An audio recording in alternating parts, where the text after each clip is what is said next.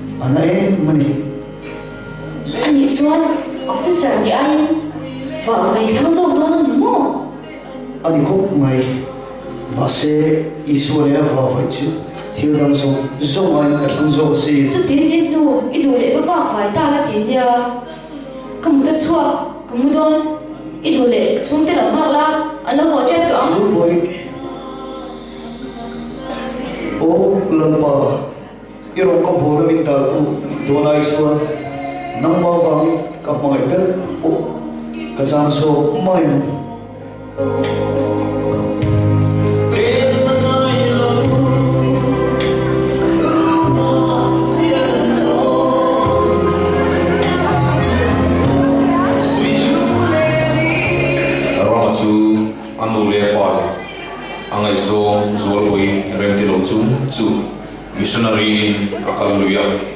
ron thima chuan thanem ngai takin rongabol ta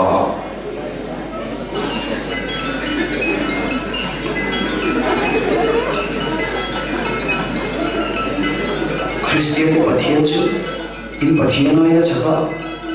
in mele pathian te chu in na ti dang thei lo in thara po a chan dang thei lo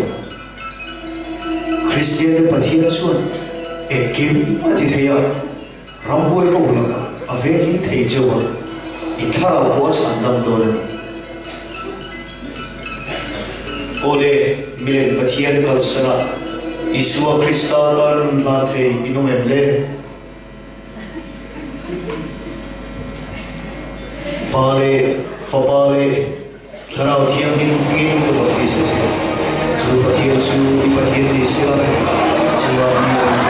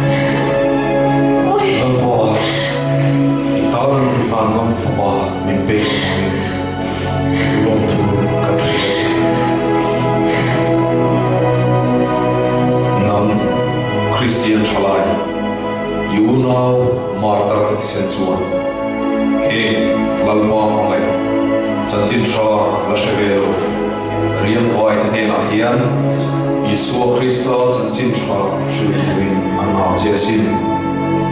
engting nge I chan ve don le